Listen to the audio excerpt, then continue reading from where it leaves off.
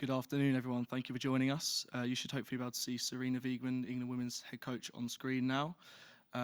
We're just about to get underway with the squad announcement for the February tournament. If we can start with Anton Louis from Sky Sports in the room, please.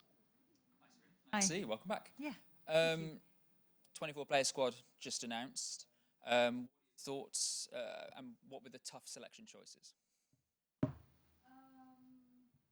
Well, we don't have very many changes, of course. We have some injuries still, some players back. So for us, it was pretty clear who we wanted to call up. So challenges are how fit our players. Some have been a little injured. Some just came back with 3 games in a row in 1 week. That is a challenge too. Disappointed not to be able to call up Steph Houghton, though. Yeah, well, you're always disappointed when you can't bring in a player who you really want to bring in. So Bad England's not available either. But with Steph, it's really disappointing because she has been out for a long time already. She came in September. Then she had to leave, and she did well when she came out of the winter break. She played well, but still now she needs a little more time to get fit again. So yes, that was disappointing for her in the first place, but also for our team. I was just going to say, speaking to her last month, Yeah. she was desperate to get back, not just for City, but for England ahead of the Euros. How is she? Yeah, she was really, really disappointed, of course. But you need to do smart things too. And if you need more time to get fit, you have to take that time. Otherwise, you'll be out for a longer period, and that's what we don't want. That's what Manchester City, what she doesn't want, what Manchester City doesn't want, and what we don't want. So she needs time, and then hopefully she'll recover good, and in a short while, and she can build up some playing minutes at the club first. Talk about players getting back to fitness. Leah Williamson's one, Lotte Wubben-Moy's another. How concerning is it going into that camp with a couple of players needing to be managed? Yeah. Yes, we know that they need to be managed. Some more players.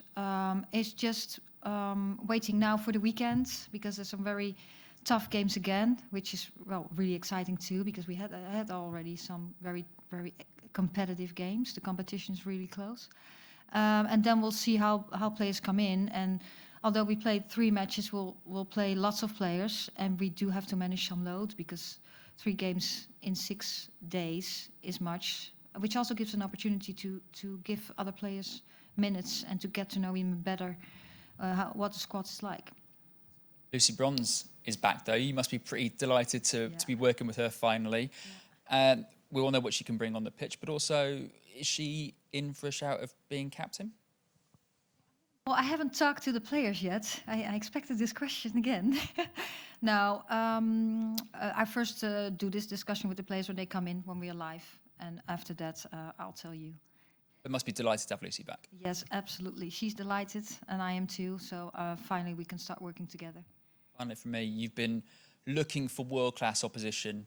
You're certainly getting that this time around. How tough a test are you expecting for the players and for yourself? Yeah, I think the toughest, but I also think this is what we need. So we had a very good autumn with these 3 international camps. And now we need these games to really know where we are. And from there, we can continue, of course. Then in April, we go for World Cup qualifications. But this is a tournament where we can really have a starting point for the preparation for the years. We already done that, but now with this world-class opponents, we really know where we stand, and from there we continue preparing for the Euro. So it's necessary to play these matches. Thank you. You're welcome. Thank you, Anton. We will now head to the virtual call. If you have a question, please raise your hand using the hand function, and we'll start with Emma Sanders from the BBC, please.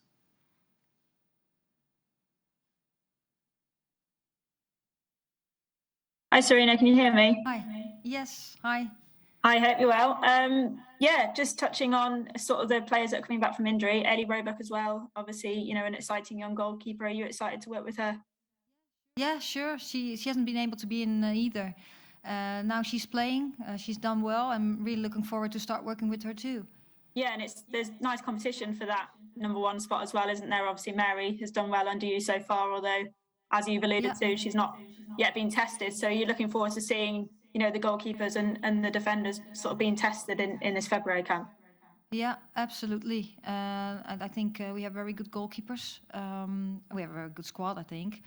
I'm not sure if you said that Mary didn't test. Well, Mary got 2 tests against Austria, and she was there, so there she did a great job. But yes, it's going to be really exciting to get the squad in and the goalkeepers in, and to see how they relate to each other. Yeah, and just finally, we've seen this week some research that's come out about the growth of women's sport. I guess this February camp against really, top quality opposition is another opportunity to, highlight women's football, isn't it, going into the home Euros? Yeah, I think it's another opportunity. I think every camp that we come together is an opportunity for us to get connected with our fans, and especially when we're England with the England fans. And now we are still we come to parts in the country that we haven't been a lot lately. So that's really good too. And hopefully we can play well, play good games. Obviously we want to win, and that we can show how good we are and give the fans in the stadium, but also in front of the television, a nice evening. Yeah, or afternoon, because we have one afternoon game. Yeah, well, fingers crossed. Thanks, Sarina. You're welcome. Thank you, Emma. If we could now go to Asif Burhan from Forbes. Hi, Sarina. Hope you're well. Hi, thank you. Going on from Emma's question about Ellie Roebuck, this is obviously the first time you get to work with her. During the tournament, will you look to play all of your goalkeepers, or is this the time to now choose one player who will be your first choice for the Euros? Yeah, we want to see lots of players. We haven't decided yet who, when. That will also, of course, come into the tournament, how we come out of games. What we first do is talk to players on Monday and Tuesday, and then we'll make some decisions for the first game and after. But we haven't decided on this one yet. And also about Lucy Bronze, your first time working with her. Have you ever worked with a player like her? And with her unique qualities as a fullback, do you have to find a system that works for her, or does she have to fit into your system? Well, I think I've worked with so many players, and every human being that comes into camp, in our case, that's our footballers, they're all different. And of course, then Lucy will be Lucy, which is also another different individual. What I always want to do is, we have our way we want to connect, how we want to treat each other, and how we want to behave on and off the pitch, and how we want to play. And in that case, she needs to fit in our system. But I don't think how we work together as human beings, that starts with respect and get connected, communicate with each other. I don't think that's really hard for her to do. So I think, yes, definitely think, am convinced that she will fit in. Okay, thanks, Sarina. Best of luck with the camp. Thank you. Thank you, Asif. If we could now go to Dan Pedlin from FAWSL Full-Time Magazine. Hi, Sarina. Nice to see you. Hi, good to see you. I wonder if you could tell us a little bit about the different tests that you're expecting from the 3 opponents. Well, we all know that they're very world-class opponents. We know Canada did very well in the Olympics. I'm not sure if you want to get their playing style, what you're after in your question, but it's more direct game, nice structure. So Beth Priestman brought in lots of structure in their game. As well as in possession, as well as out of possession. I think with the Spanish, we all know that the main squad of Spain is Barcelona. At this moment, I think they're the best club in the world, the best women's team in the world. And they're very in the possession game, very dynamic, very tight on the ball. So that's going to be an exciting game too. And Germany has always been good. Always at a certain level. They have been in some transition with younger players bringing in, but still they're very powerful, good possession game. So yeah, we have to be at our best to be very competitive with them, and I think we have a very good squad too, actually. With the Euros just around the corner, is it important for you to win this tournament, or is it more about, seeing how your players cope with, and interact together and cope with the challenges? Well, I think football's always, when you start a game, you go into the game to win the game. But this tournament is a friendly tournament, so it's for us also a preparation for the Euros. And because we played 3 matches in 6 days, it is we have to manage load of players. Because for the players, there's also, after this tournament, they have very important games with their club too. But playing within 2 days, then you have to manage load. So it is an opportunity to get more players on the pitch, to try out some things, to give more players playing minutes and to see how they work together, to try out some things and how players communicate and collaborate together, how they relate to each other. So lots of things we can take out of these games. We can learn, we can develop our style of play. But when we start a game, we want to win it. Thanks, Sarina. Best of luck. Cheers. Thanks, Dan. If we could go to Tom Gary from The Telegraph next. Thanks, Callum. Hi, Sarina. Nice to see you. Could I just ask about looking at your 4 camps overall now? I think there's 30 different players that you've selected, obviously with a few injuries as well. And I'm wondering if for players who haven't been selected in any of your 4 camps so far, is there still a chance for any of those players to get through into the Euro squad, or is it now going to be a case of the players who played for you in the 3 previous camps and this one, will be narrowed down to the final 23? Yeah. Well, I think a selection always starts with performing. So when you really perform well, then the chance of being selected is there. If we, I hope we didn't miss any players yet. We don't think we do. We think we're very well informed. So I think we're on a good way. Some players are injured, some players have been out for a while, or some players we might not have chosen while you might think that we should have. But we think we follow players really well. But it really starts with performing and being fit, getting playing minutes, so we can value you at games. And that's what it's all about. So yes, in April, when we think one player has done really, really well, and she can be a good player for our squad, then I wouldn't hesitate and select her.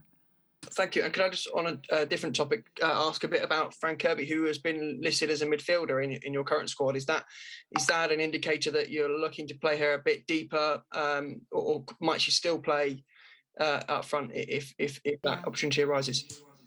Yeah, that could be both. With Chelsea, she sometimes plays a little deeper too, and sometimes she plays high. I think she can do both.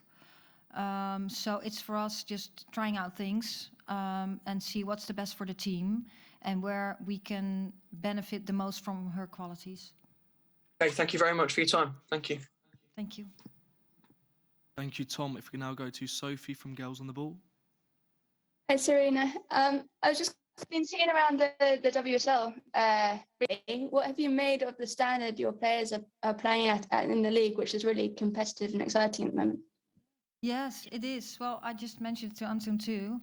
There have been such competitive games, and the competition is really close. And I think players get exposed on the highest level, and I think that's really good for the game, for the fans to watch, and for the players to develop. So I'm really enjoying it. So, for example, this last Sunday match where we had Lauren Hemp against Jess Carter in the very competitive situations, I think they both really benefit from that, and that will make them grow. And it's very nice to watch. Just an example, I can give so many more examples. So for me, it's really enjoyable to go to the games and see how players do, but also the level of the game.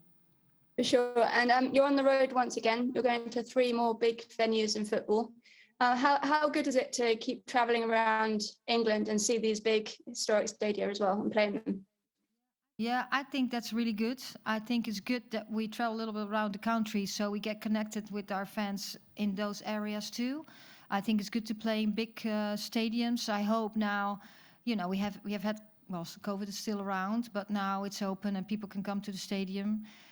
So I hope lots of fans will come and watch, and that we can give them a nice evening, and hopefully we get connected with our fans even more. And it's a start already for the Euros. That's such a big event that can make a big difference in the development of women's football.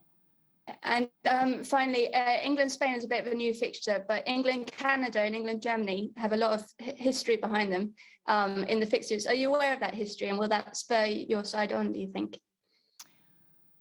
Well, yes, I'm pretty aware of that, but it's now, and it's now this moment, and history is the statistics you have, but now it's a new moment, and looking forward to the games, and start for me, it's pretty much starting at a zero from zero.